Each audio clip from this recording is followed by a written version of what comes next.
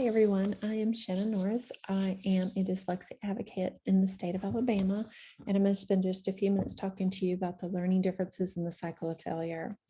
So we'll get started. I'm going to spend a couple minutes on just some statistics, and then we're going to jump right in.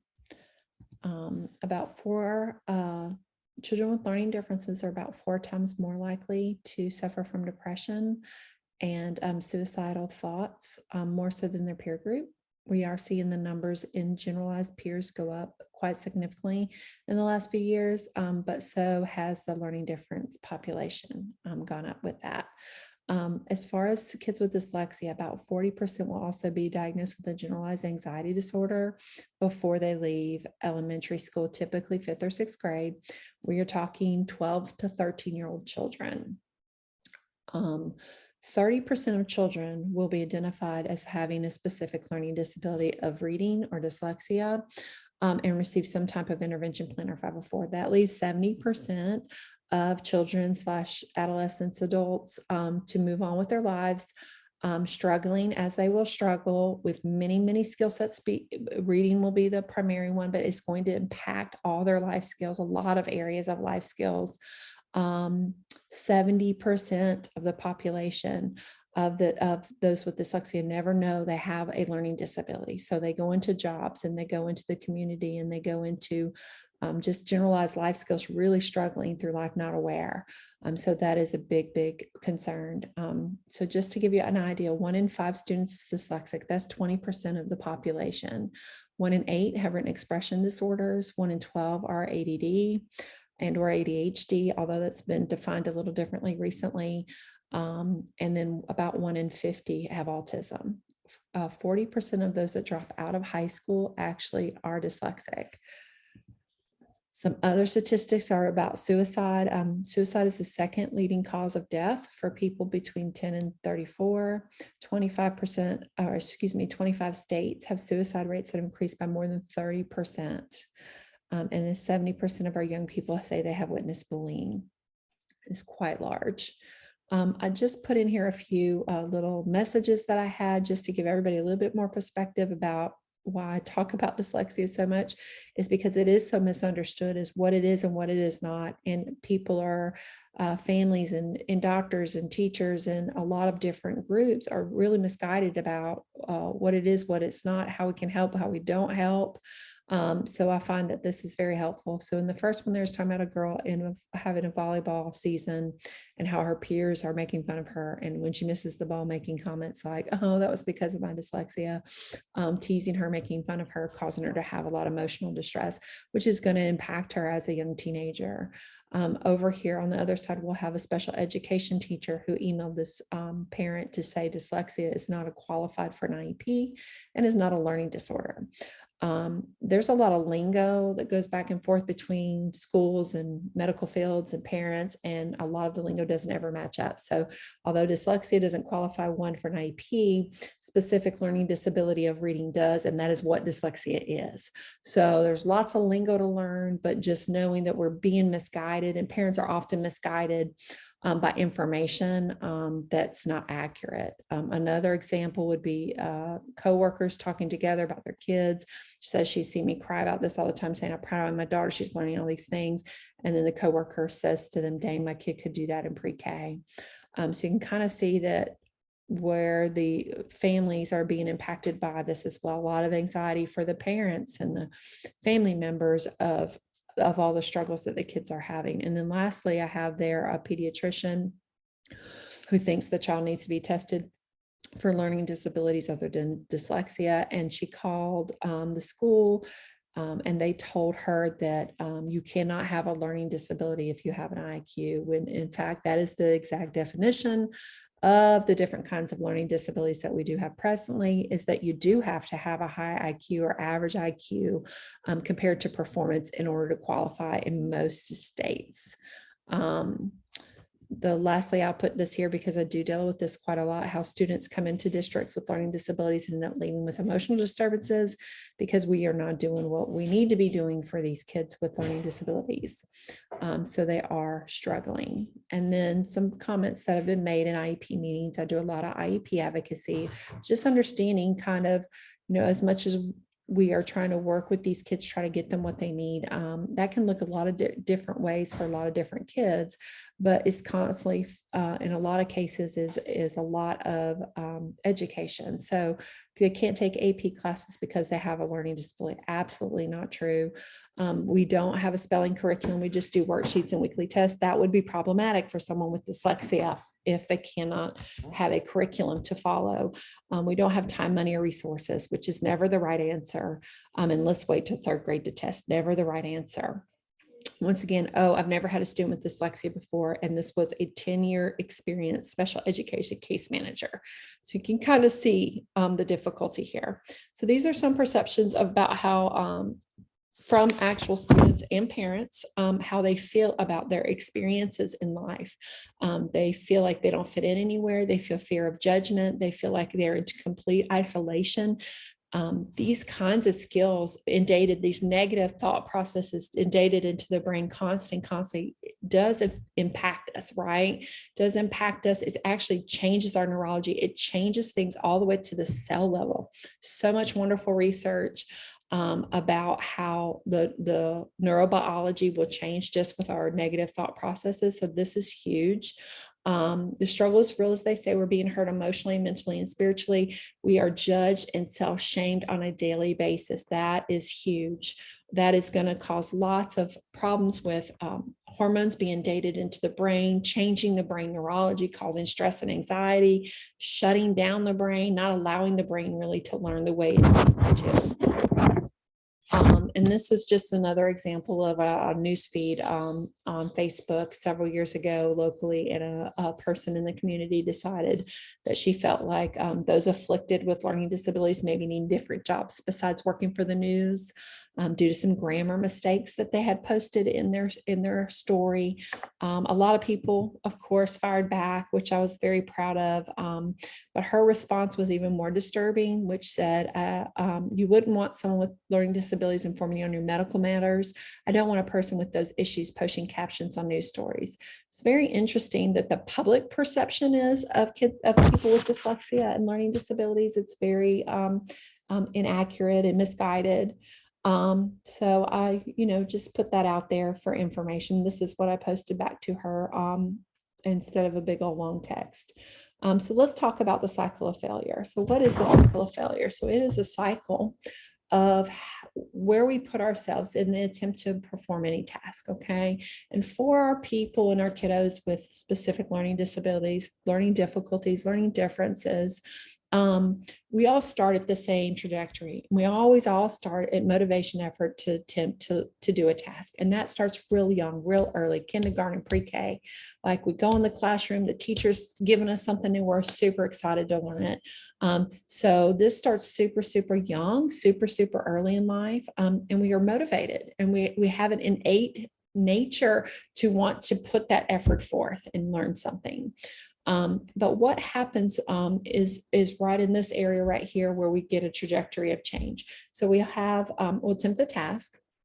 And then if we have a perceived or an actual lack of success, we start to go down a different pathway neurologically, right?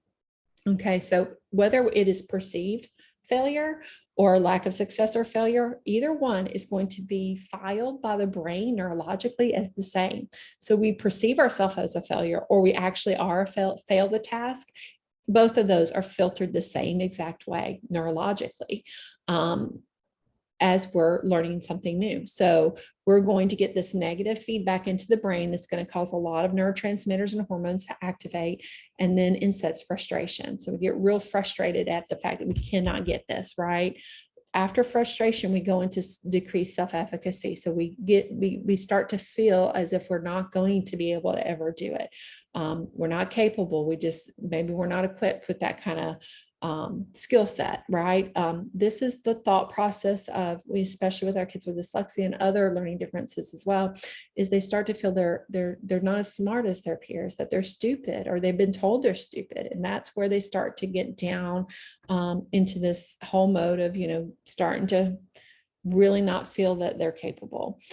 After that comes in anxiety and task avoidance. So you can see that task avoidance and anxiety sets in way, way early in this cycle. Anxiety and task avoidance go side by side. So we develop an anxiety internally, and our natural reaction is to avoid the task. And that can look different for different kiddos. Anxiety also is going to increase our cortisol in our neurologically in our brain, which is not good for our brain over time when it can't be dissipated out of the brain. We will have some pretty significant issues with that. And we're going to avoid a task. Well, when it comes to reading or writing, avoiding that task can have some pretty detrimental effects on our life in general, not just as a student, but as we age and grow and go through life. So if we have anxiety and task avoidance, we already have a brain trying to indate a lot of chemicals into it that it doesn't really like and needs to get rid of. And maybe it gets rid of it, maybe it doesn't. Over time, that cycle continues, and more chemicals and more chemicals and more task avoidance and more task avoidance. We lose opportunity to improve a skill. So we're not able to build on some real basic skill in K4, kindergarten, as we need to go throughout every other grade successfully, efficiently, effectively. That lost opportunity to improve that skill causes loss of motivation to succeed. So now we're losing our ability to motivate ourselves to want to do it, to want to achieve it, to want to get to the next level. That can lead to does lead to decreased self-esteem. So now we feel like we're incapable again. So this comes into like, we don't have the skills. We are not smart. We are, stupid. We are incapable. We are, have lower self-worth. Those kinds of feelings start to set in. And then we have the Matthew effect, which essentially is just saying the more we have the resources and we do a certain task, the better we get at it. And then those that don't have the resources and aren't able to get to the task for whatever reason that might be, don't improve on that skill, never are able to improve on something. So when the Matthew effect takes place, then we open the door for risk for further emotional disturbance and behavior problems. And then the cycle just continues and continues and continues generally. So most of the time, intervention occurs, or we start to become aware of a problem at the emotional disturbance behavior problem level. So we maybe have been in the cycle and cycled and cycled and cycled for a while before anybody's really recognizing, something might be wrong. So, emotional disturbance or behavior problems can look like a kid shutting down, a kid getting overwhelmed in the classroom, a kid that's angry. Okay. It can look like a class clown, the kid that's trying to be funny, trying to get the attention on their fun sense of humor versus the reading task that is about to come around the room. So it can look like a lot of different things. So let's talk about what that looks like with dyslexia. So if you have a successful reader, right? Somebody loves to read, it's easy peasy.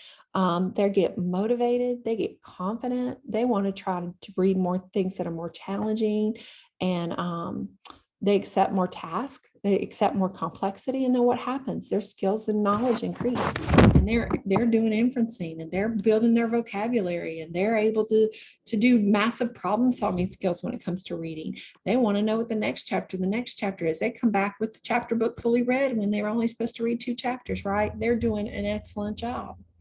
But it looks really different for those of our kids that have learning differences. What does that cycle look like for them?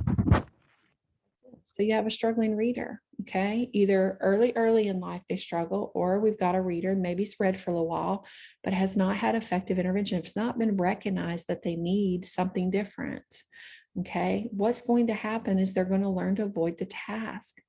Why are they avoiding the task? Maybe there's lots of reasons. They're being made fun of, right? They're called a stupid or called a loser.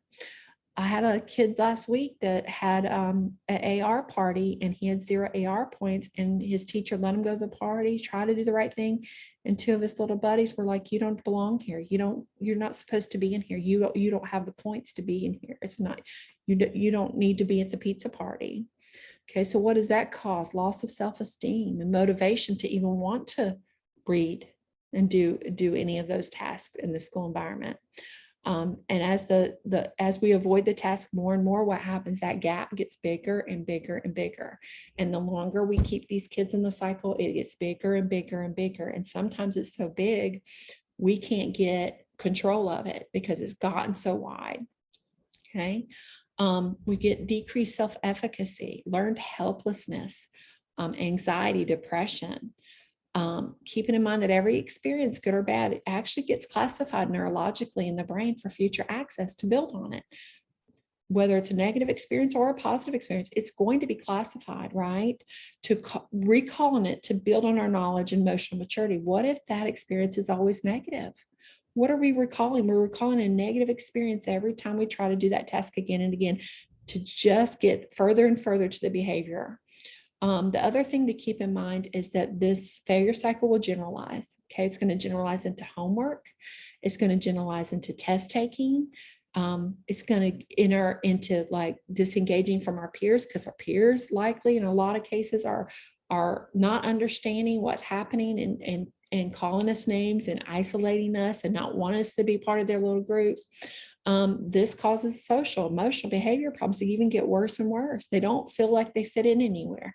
This is where depression and anxiety and suicidal tendencies start to come in.